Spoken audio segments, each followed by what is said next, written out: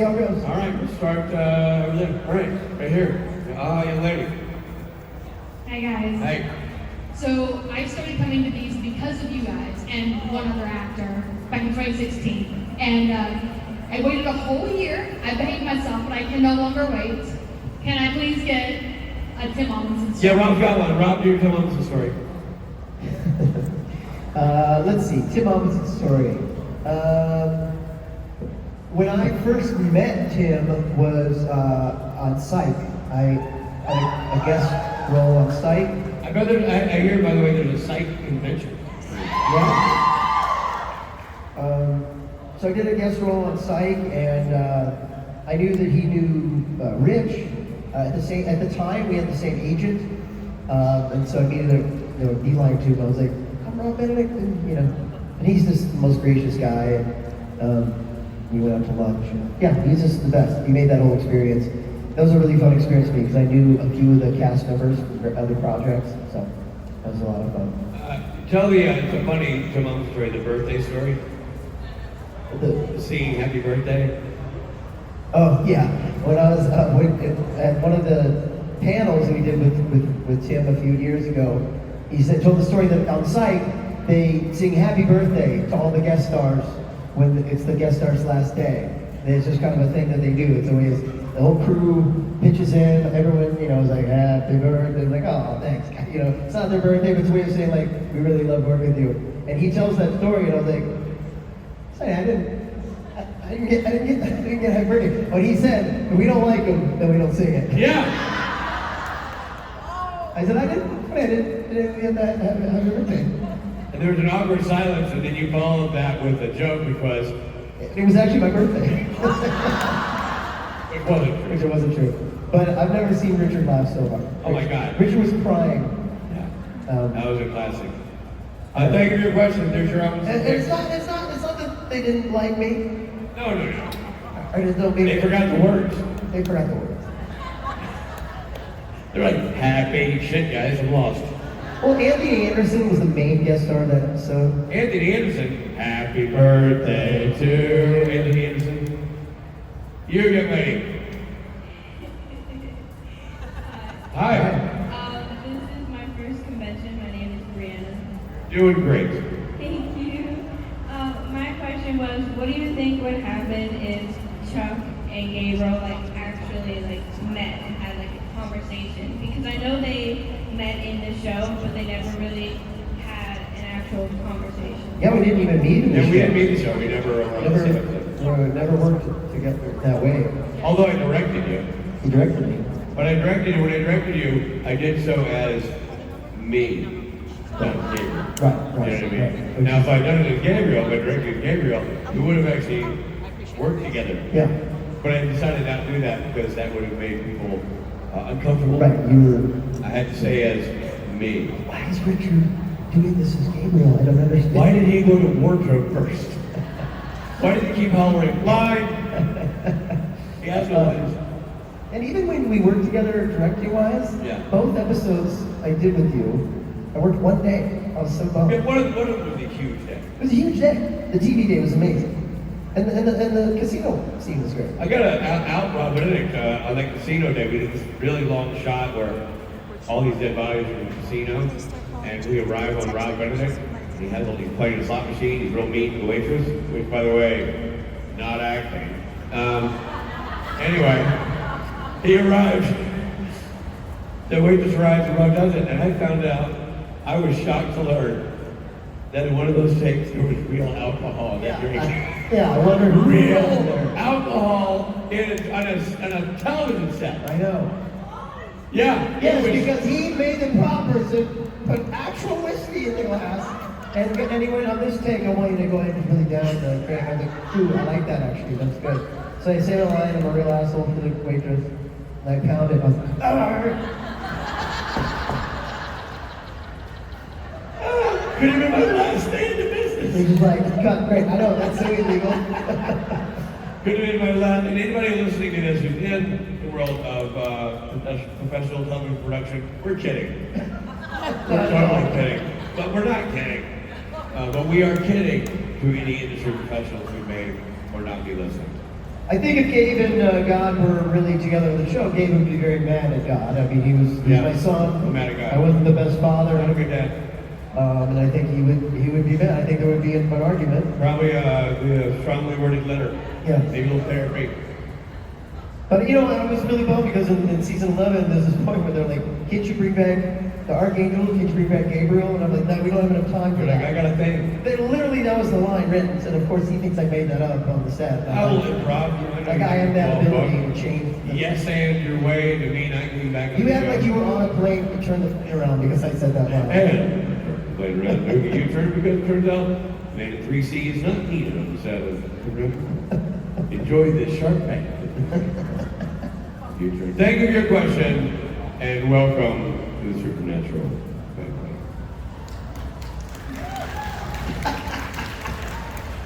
Thank you and welcome to the family. There you go. Thank you so Yeah, much. make sure you knew what happens next. All right, yo. Hi guys. Hi. How are you? Great. So I've been coming to conventions since I was 14 and I'm now 20. And my very first convention, Rob, you sang Silver Spoon. And then in Jacksonville, 28 last year, you re-sang it for me. And that was a huge deal for me. I know it wasn't much, but I really appreciate that. Oh wow! Yeah, And, you're welcome. It's moments like those and Rich finding out that if you were to have a daughter, you would name her Summer. It's moments like those Yeah. that really connect me with the fandom and make me realize how special it is. And I was just wondering, what are those moments like for you where you're just like, wow, that's so special and I'm so proud to be a part of this family? Honestly, there's a shitload of free drugs backstage. And not the street stuff that Robbie carries in a beehole. I mean like the good stuff. We're near New York, so we're getting like primo, really good narcotics and mind-altering things. And so I a little bit of a nice upper in the morning just to sort of take the edge off. Obviously, the band is pretty loaded most of the weekend. That I guess parcel of being a band. And Robbie does his own thing. He's more of a homegrown guy, likes to travel with his own stash. Not a sharer so much, but that's okay because it's in his beehole. And not a lot of people will put their hand out for that stuff. That's kind of for him. I just want to apologize. You asked a really nice, sincere question. And right to the drugs. She's convinced I have my beehole, which I do not.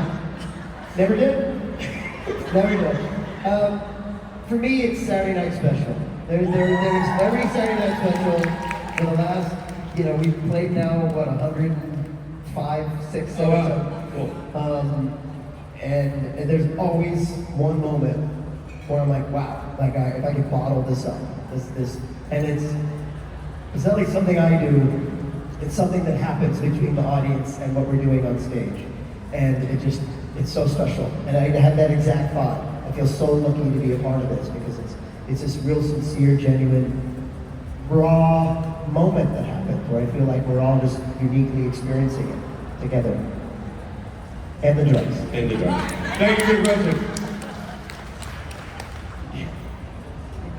You're a piece of work. Yes, ma'am. Listen. Hello. Hi. So, what are your favorite drugs? Okay. Rob will answer. I was excited for the question, actually. Unless you want to answer, go ahead. So, I actually have a serious question. How did you guys get into music? How'd you get into music, Rich? Man, I started playing music when I was 13 or 14, and mainly because my best friend, I always wanted to learn guitar, thought about it. My best friend took up guitar and was really good immediately. Really good. And so I was like, oh. I started playing a little guitar, was not good immediately. But I thought, I want to start a band with this guy, because he's my best friend. So I'm going to learn bass. So I know a lot of people learn guitar and then it becomes bass. I actually learned bass first, like on its own.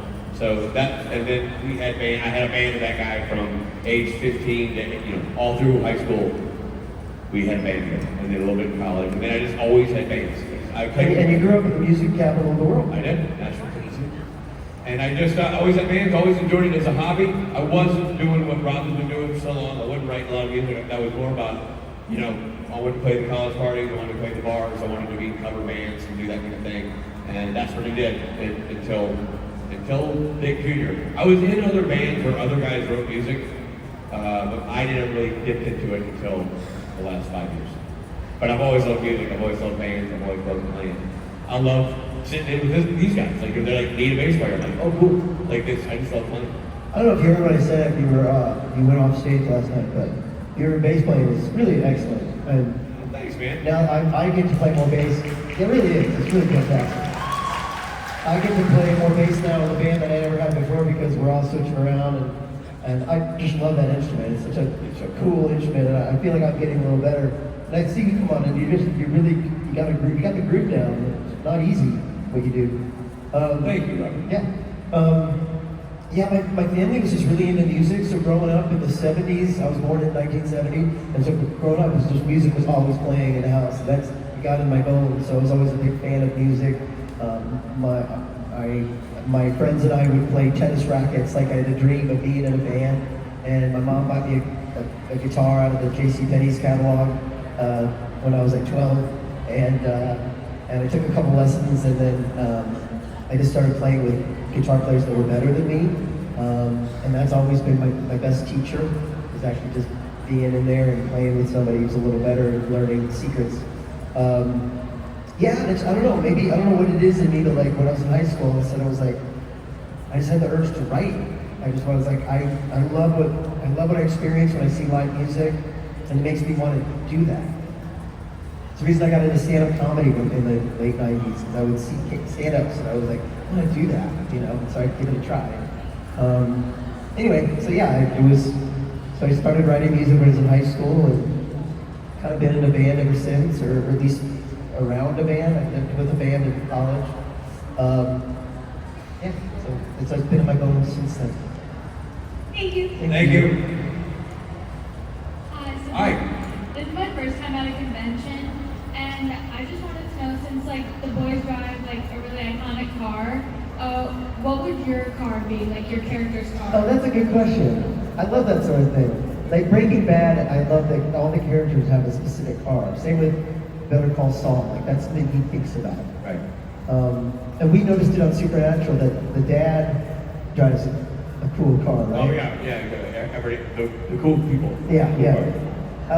What do you think Gabe would drive? A van.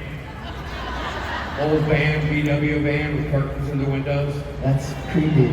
Yeah, it's real creepy. And then you go in there, and there'd be a sofa, but fold down into a bed. Opens right up into a bed. Got some tapestries in there. A little shag carpet action. Goes up under the walls. Make those a little tactile, for the special nights. And yeah, man, probably have a little bar area. It kind of is bungeed onto the wall for driving, but it would be there. You need like a little nip of something special, take the edge off. And I'd have like a more of an Arabian Nights sort of ceiling piece that would cover the ceiling light so it would cast a nice glow over the whole van area, turn it into more of a lounge. Weather's nice, slide open that door, why not? Now you got a little breeze going, you're sitting outside your car, got your friends over, you're mixing and mingling and having some drinks. Yeah. You're enjoying the van. And by the way, for all of you who think just freewheel and inventing this van in my head, Now, you've obviously given a lot of thought. I've sat in this van. This is exactly what Jeffrey Priest writes. I'm describing Jeffrey Priest's Yes, van totally. That's great. down to the minutia. So I will be driving Jeffrey Priest's van. Wow. All right. So I wish you could give more details, but for me, season 4 and 5, Chuck drove like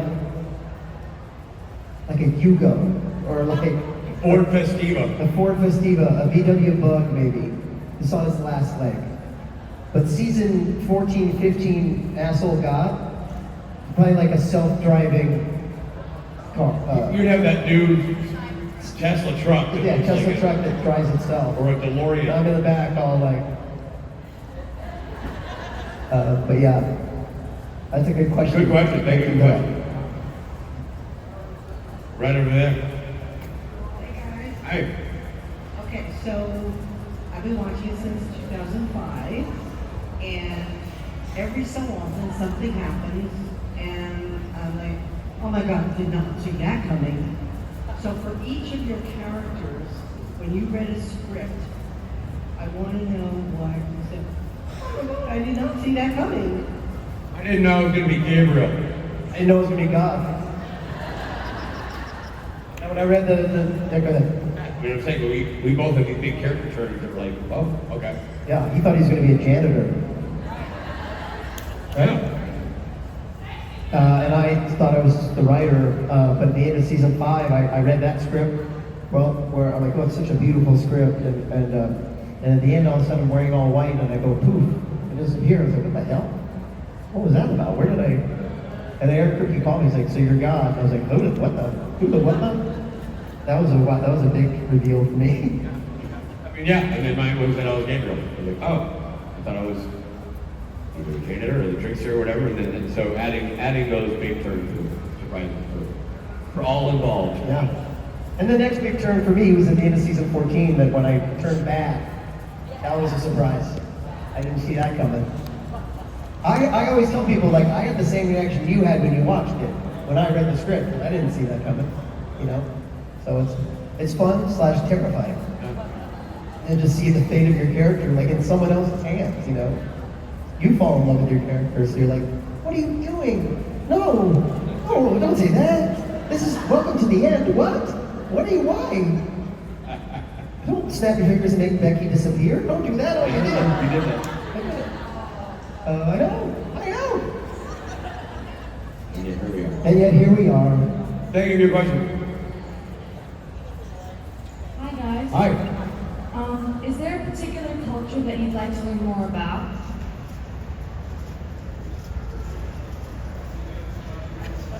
Yeah. Rob says yes. Rob? Culture that I'd like to learn more about. Yes, Robert. What I culture? mean, I think about like places that I've never been that I'd like to go so I could really like experience their culture. One country that comes to mind is Japan.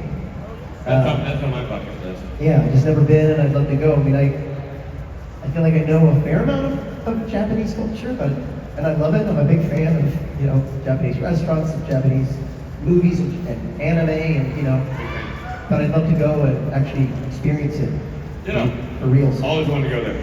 That's on the very short list. Just so many places I haven't been, truly. I've never been to Spain, and again, I know things about Spanish culture in Spain, but I've never been, and I'd like to go see it, for reals. What culture do you want to learn more about? Funnily enough, it's Japanese culture. I win. I got the right answer. That's literally what I was thinking too. This is amazing. Oh, I've always wanted to go there. We win. Ding, ding, ding, ding, ding. Yay! Hat trick. 1, 2, 3. Yay! Thank you for your question. For Richard, I was wondering, what did you like playing more as, Trickster or Gabriel? Well, I mean, I don't really disseminate between the two because you kind of find out later in the seasons that he's one guy pretending to be something else. I mean, they're all kind of layered together. That Loki's actually somebody else, and then he is pretending. So every facet of every episode, kind of going back to what Rob said, is like, you're like, oh, I'm the trickster. Oh no, I'm Gabriel. Okay, I'm Gabriel. And oh, no, I'm pretending. Oh, okay, never mind. That's not what I'm doing now either. So I don't have a preference. What I like is that I got to play something that was so multifaceted and had so many interesting turns, because when you're a guest star on a show, even if you're doing multiple episodes, you usually don't get something as meaty as we got him. Character with much depth and many turns, very unique. So I don't necessarily have a favorite lane. I just like the fact that I got to change lanes. Thank you. Absolutely, man. I agree. You. I agree. I'm very blessed to be on the show. Yes. Hi. Hi. My question is about Kings of Con. That's a perfect question to get because we were involved in that. We show. were involved in that, so that's good. How much of it was scripted and how much of it was improv? Almost all scripted. Yeah, pretty much, 95, 98% scripted. It all came from Richard and I wrote it together, and we kind of improvise as we're writing, but then we get it out. We throw a lot at the board, we carve it out, type it up, edit it up. Yeah, if you're doing an improv show, which I know like Curb Your Enthusiasm is, that kind of thing, they're set up for that with the way they shoot and the way they can edit and the time they have to do their show. But it's very hard to improv a show and have it work because you don't have the time. You don't have, if everybody goes into sort of making up their own lines, then when you change angles, nothing will match. And the line will be the same, the conversation won't match. So you have to be pretty disciplined. If somebody says or does something funny in a take that brought some character, and we loved it, we'd say keep it. And then they would do it again when we would be in different angles. So improv sometimes did happen from Rob or the other characters. Or Kurt Fuller. Kurt Fuller. But Kurt Fuller is a great example. Perfect example. Kurt Fuller did some improv for us when he was giving us a wedding gift. But we could use it because we had the camera aimed at him with the band. The camera wasn't going to move. There was not going to be any other edit. And he was going to say a line. So he could do 14 versions of that line, and we would pick what we wanted. And we, on the other side, have the same reaction, so it didn't matter. It's like what Rich was saying, like I did one improv show called Head Case on Stars, and we shot in 5 cameras. Because you have so much going on that you don't really know what they're going to say. You have to capture not only the actor saying the line, but the other actors responding to it, right? So we didn't have that luxury. So we needed to be scripted. But I think we got very funny people who would, you know. That's the thing. We got people who got the joke, and we made sure to give them material to work with, and and knew our characters super well. So. For those of you that don't know what we're talking about, there's a show called Kings of Con. There are 10 episodes that Richard and I did about the convention world. By the way, Jared and Gibson are in the show. Misha Collins is in the show. Everyone's in it. Matt Cohen's in the show. Everyone kind of playing themselves, but it's a cartoon version of themselves. Kim Rhodes, Gil McKinney. And it's available on Amazon Prime. Yes, you can find it. It's very funny. We're very proud of that. Thank you so much for your question. Thank you. Over here. Hello, it's Fred again. Hello, Fred. Hey, buddy.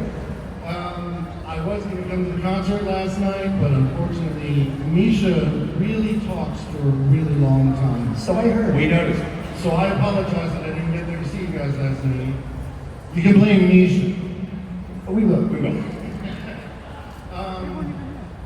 So, Rich. Yeah. Because of the description of your band, I can guess that your choice for hiding space would be the same as the Trickster with poison. No. No. So My wife might take issue with that choice. She might be mildly concerned that that wasn't a family-centric move. Sorry. Yeah. All right. Well, and we either of you go to hang out in about an hour, 34 minutes. I doubt it, because we're so busy at these things. We're on the clock, sir. We're at the coal mines. I wish. We're working. I wish we could, Fred. Generating product. Yeah, but have one for us. Yes, please. Thank you. All right. Hi, Robert Rich. Hello, person. I love you, first of all. Love you too.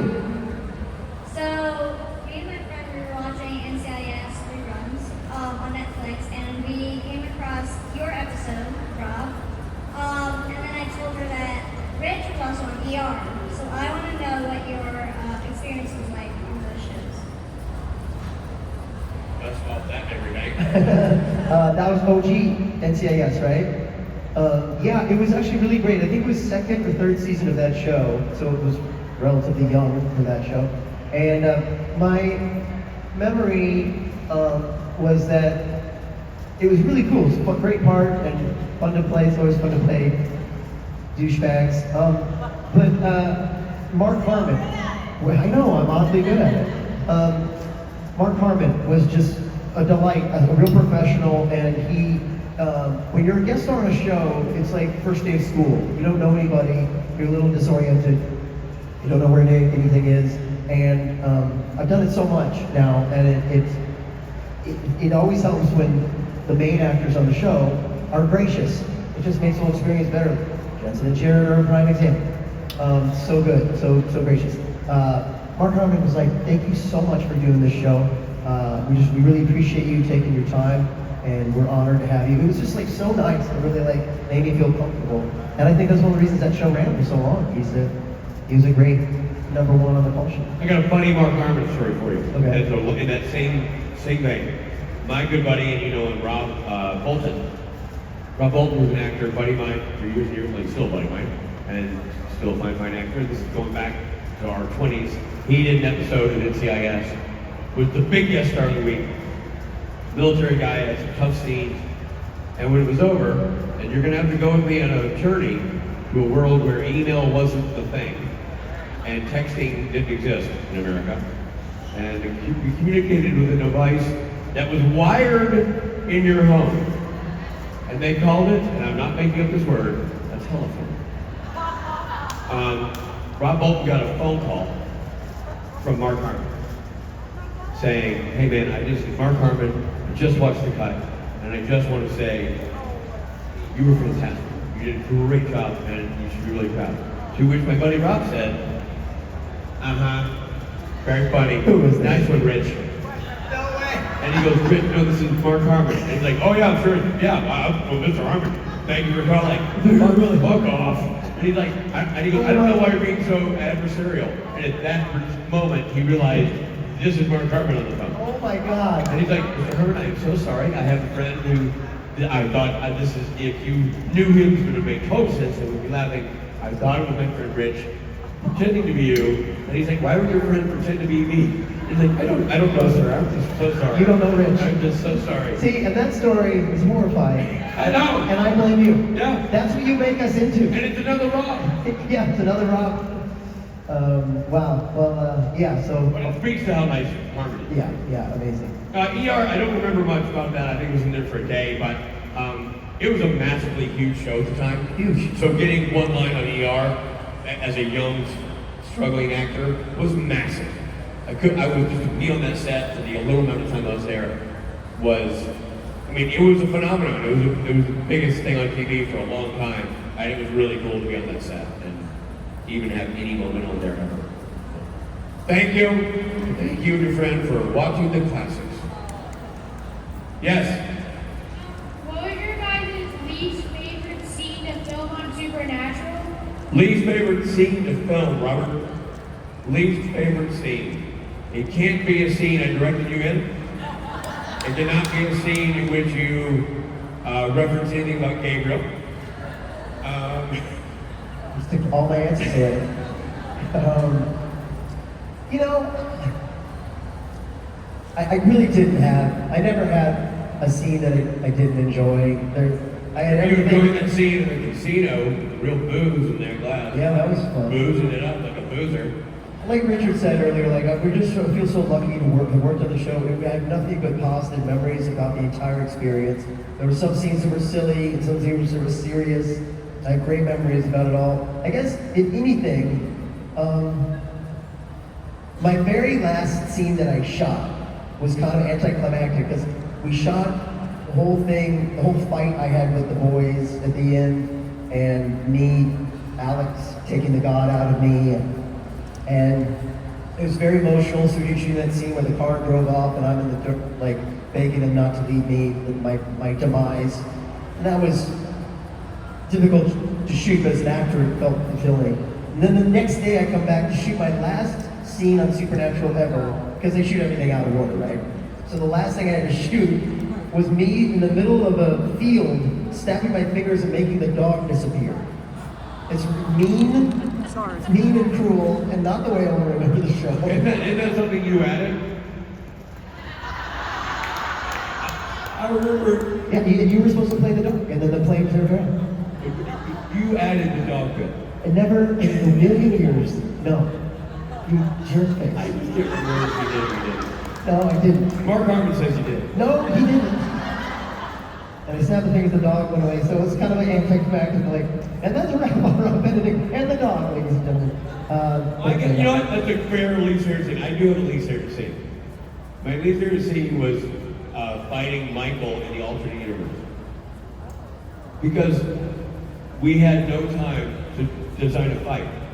So the fight looks ridiculous. And there was the moment where they go, I'm like, I'm gonna fight these Michael, so you guys can get back to the real world.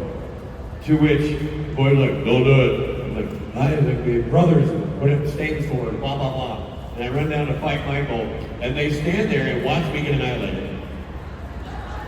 And then go. And I'm like, hey, blanks. If I'm gonna sit here and get my ass handed to me by my brother, how about do the thing that I asked you to do while I was getting my ass handed to me and leave? Rather than sit there and waste all the time I just bought you standing there. Meanwhile, the fight, I mean, they didn't have a plan. They had no time. From a production standpoint, it was super frustrating. And I kept asking production, like, are we going to rehearse a fight? Like, we're going to do it on the day. Like, on the day. Okay, cool. Who's my stunt guy? You know, we're not doing stunt guys. Like, you're going to have me and Christian Keys fight those stunt guys and no plan. And literally, like, one of those things, like, you kind of do this, you kind of miss, you do this, you miss, and then he kills you. Like, it's a 3-move, like, that's the Archangel fight? Archangel brother fight? Yeah. I directed a fight in Lucifer, 2 angels fighting, and it was epic, man. It was wires, and we didn't have the time to do that kind of thing, but I would like to have had it be a more, I would like for people to wonder for a millisecond if Gabriel had a shot, because you don't wonder for one iota. I got this guy, oh! All over. So that, I didn't love, that was what he's here to see. Thank you. Thank you. That's funny. I like the idea that you go to Lucifer and then you orchestrate this huge battle because you're mad at that battle and then you go, like, Rich, I think this is a bit much. It's not too much. I'll tell you when it comes back. Yes. Hi. Hi. First of all, I just want to say thank you for the podcast. I love you both, and my question is, I want to know your favorite character on the show, except yours.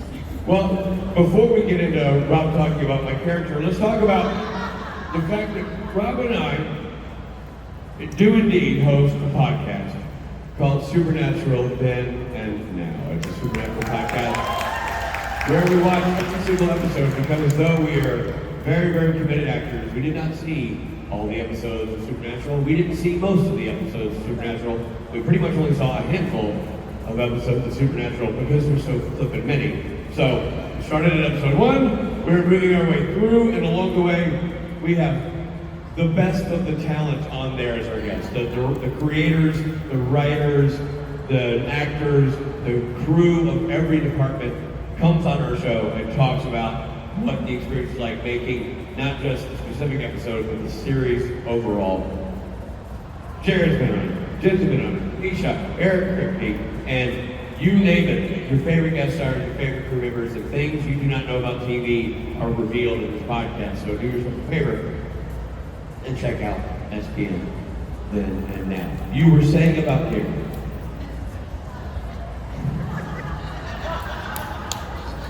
I feel like the rule is we can't say each other either. Okay, I'll give you a pass. We'll just go ahead and acknowledge it would be Gabriel, but for the parameters put upon us. And I understand your hands are tied. My favorite character is not one that's been on quite yet in our rewatch, but I just know that it will be my favorite character. And that's Rowena. Don't mind if I say ditto.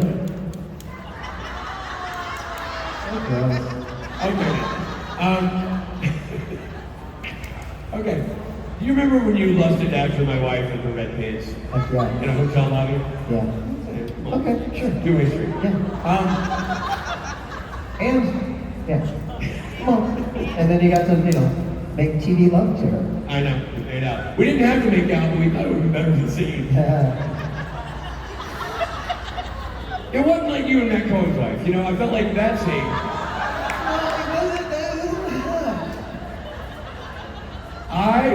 I just did my director chat this morning with some great people who had great questions. It was super fun. And it brought to mind a character that remains one of my favorite characters in the history of Supernatural for many reasons. Some personal, some creative in the show. Sully. Love Nate Torrance playing that role, love that character, love that episode. Obviously it's near and dear to my heart as the director of it, but he was just a fantastic actor. It's a fantastically written character with Jenny Klein. I love that character. Thank you for your question. Also, I just want to say we're talking about podcasts that if you haven't gotten sick of us yet, there's another podcast called Kings of Con. Called Kings of Con, the podcast. And Rich and I, it's just him and I being ourselves. Yeah. What we try to do with Supernatural Then and Now is teach you things. And what we try to do with Kings of Con, the podcast, is make sure you learn nothing. Yeah, unteach you, really. make you unlearn. Yeah. But it's super fun. It's super fun, and we get the serious discussions, funny discussions, all very real, very us. It's weirdly hilarious. To the point where I forget that I say certain things, and the people at the convention are like, "Hey, how's the thing? How's your?" Oh shit! I talked about that. Right, I know. They're like, how do you know? It is a conversation that we let you in on. It's like being right there with us and wishing you had not arrived. No, I'm kidding. It's I write jingles. There's music. It's fun. there's probably dancing, but the podcast, you can't see it. But please join us for NJcon, the podcast. That's NJcon, the podcast. And by the way, all of these podcasts are free. All right, your question. What was the hardest scene to do when you were on Supernatural? Hardest thing to do, Robert. Hardest. I'll give one real quick. Please. That involves Rob. It's a great scene, a scene that I love. I don't know if it was the hardest, because I really think about directing, and it's all hard. But we had this shot that I really wanted to do with Rob. That was really hard, and I want to give a little shout out to Jose, our camera, our focus puller on this one, because I had Rob walking at the camera. Remember all the TVs? And I blocked Rob very specifically because I wanted to just pace in the room and get angry that he was going to turn back and walk towards the cameras and land in this frame that would eyebrow to chin and say, time to start canceling checks. Right? So Rob had this stayed on it the whole time. It doesn't seem hard. You guys watch, you're like, how hard could that be? But Rob had to time his acting, to land on his beat, and Jose had to be on the focus. So for those who don't know, TV camera doesn't focus like your camera. The focus is over somewhere else, operated by somebody else, who's using measurement, who's looking at feet and distance to the lens to dial focus in.